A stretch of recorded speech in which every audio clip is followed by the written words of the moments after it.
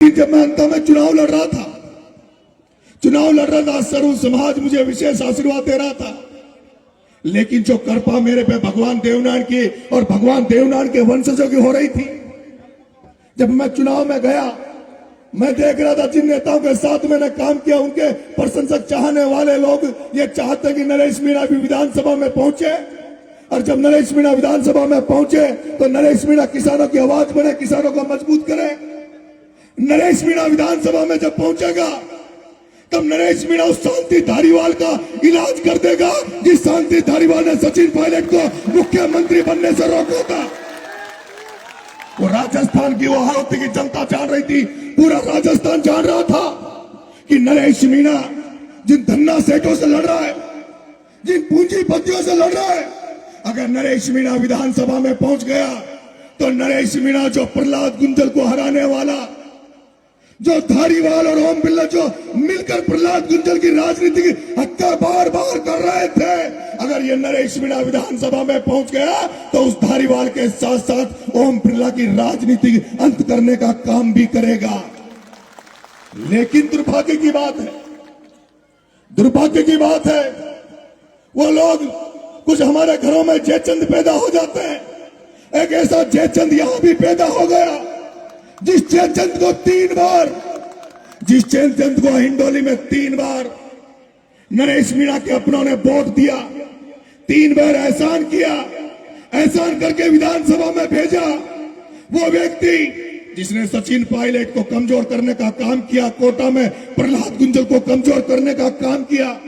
लेकिन मुझे बाद में पता लगा कि गलती नहीं है, इसने कोई गलती नहीं की सचिन पायलट को धोखा देकर, इसने कोई गलती नहीं की प्रहलाद गुंजल को धोखा देकर, क्योंकि ये तो इतना स्वार्थी है, इसकी इतनी राजनीतिक तड़प है, इतना राजनीति में इसका इतना स्वार्थ है, जो अपने बाप के दुश्मनों से जा मिला, जिसके बाप के जो दुश्मन थे उन बाप के दुश्मनों से जो जा मिला, तो सचिन पायलट, प्रहलाद गुंजल और समाज क्या होगा इसके आगे। लेकिन मैं आपसे निवेदन करूंगा कि अभी चुनाव को 3 साल है, 2028 का चुनाव को 3 साल है। केवल एक को नहीं, केवल नरेश मीणा को हराने केवल एक नहीं किया, जिस तरह से अभिमन्यु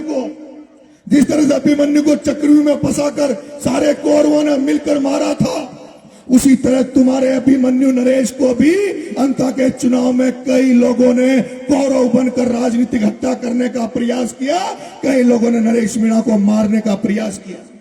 उसमें तुम्हारे बगल में केशवराय पाटन का बेटा एमएलए, वो भी सीएल प्रेमी भी पीछे नहीं था, वो केशवराय पाटन का सीएल प्रेमी भी पीछे नहीं था, वो सांगोद का कैंडिडेट वो भी पीछे नहीं था, उसमें वो टीकाराम जूली भी पीछे नहीं था, उसमें डोटासरा भी पीछे नहीं था।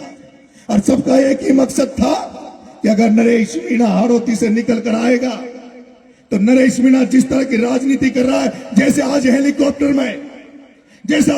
में नरेश मीणा एक गुजर के बेटे आरडी गुजर सरपंच को साथ लेकर आया, जैसे नरेश मीणा हेलीकॉप्टर में धाकर समाज के प्रतिष्ठित व्यक्ति राम सागर धाकर को साथ लेकर आया, राजस्थान की हाड़ौती में नरेश धाकर को साथ लेकर आया, जैसे नरेश मीणा गुजर समाज, धाकर समाज, माली समाज, लोधा समाज, किसान कौमों को एक जाजम पर बिठाकर राजनीति करना चाहता है, उसको जिस तरह से रोकने का प्रयास चल रहा है।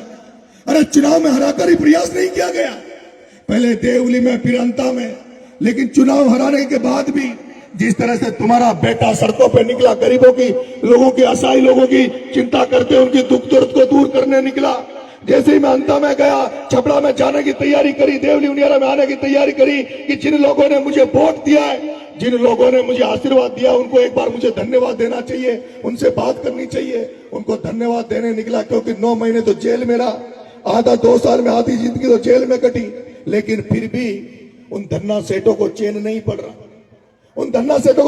पड़ रहा, वो सोच रहे हैं ये चुनाव में तो हार गया, लेकिन जनता की भावनाओं में भी नरेश के लिए जगह बची हुई है, कैसे नरेश को रोका जाए। तो आपने पिछले 2-3 दिन पहले देखा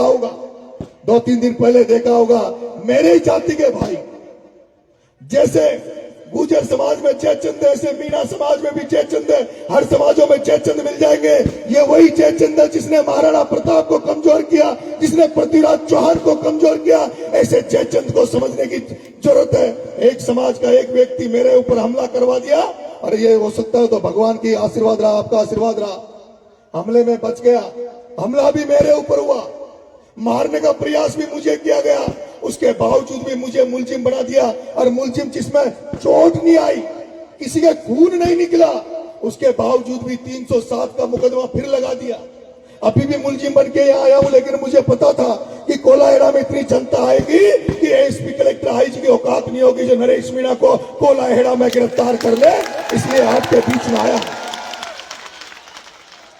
लेकिन जैसे समरावता में भी, समरावता में एक थप्पड़ में 3 दिन में जमानत हो जाती है, लेकिन 8 महीने जेल में रखा, और अभी भी जो चोट नहीं आई, खून नहीं आया, उसके बावजूद भी तुम्हारे बेटे पे 307 का मुकदमा लगा दिया, मेरे साथ 14 मुलजिम और लगा दिए, और पुलिस पीछे पीछे भाग रही है कि नरेश मीणा कहीं मिल जाए तो उसको गिरफ्तार कर लो और वापिस सलाखों में डाल दो। और इसके पीछे जो लोग लगे हुए हैं, वो एक ओम बिरला लोकसभा स्पीकर, वो लोकसभा स्पीकर ओम बिरला, जो चाहता कि पहले 8 महीने इसको 3 साल के लिए अंदर कर दो, इसको चुनाव लड़ने से रोक दो, लेकिन ओम बिरला मुझे तो तू सलाखों के पीछे डाल देगा, मुझे तो जेल में डाल देगा। लेकिन नरेश मीणा के सलाखों के जेल में जाने के बाद भी इनकी भावनाओं को कैसे रखेगा ओम बिरला? अभी तो 3 चुनाव है, 2028 में जब विधानसभा चुनाव होगा, 2028 का विधानसभा चुनाव होगा, तो ओम बिरला, ये जो भगत सिंह की सेना जो अब सड़कों पे घूम रही है, जो भगत सिंह सैनिक जो घर घर से निकलेंगे, ये तुम्हारे को भी ऐसा हश्र करेंगे जो तुम्हारी आने वाली पीढ़ी अभी राजनीति में नहीं रहेगी। ये मुझे विश्वास है, मुझे भरोसा है। आज दिन तक कभी कोई गलत काम नहीं किया। वो एक नेता कह रहा था कि साहब ये चंदा के कारण चुनाव लड़े जे, चंदो गाँव जे। अब मारो बाप तो किसान छो, एक साधारण परिवार में पैदा हो, जब सु नेतागिरी में डोल रो, खेती बाड़ी विषय छूट गई, एक पेट्रोल पंप से उसको कतनो कहीं ओछे जुगाड़ था जाने छे। अब चंदा सु न लड़ूंगू, लोगों से मदद न मांगू तो कहीं से मांगू। अब मारो बाप भी अगर थारा बाप की नहीं खानन पर कब्जो कर ले तो लोगों को मार दे तो पीसा हो जाता। पर मारा बाप ने कोई की हत्या न करी, मारा बाप ने कोई की खान पर कब्जो न करियो, मारा बाप ने तो खेती बाड़ी करी जी, जिसु काम जुगाड़ चालो छो।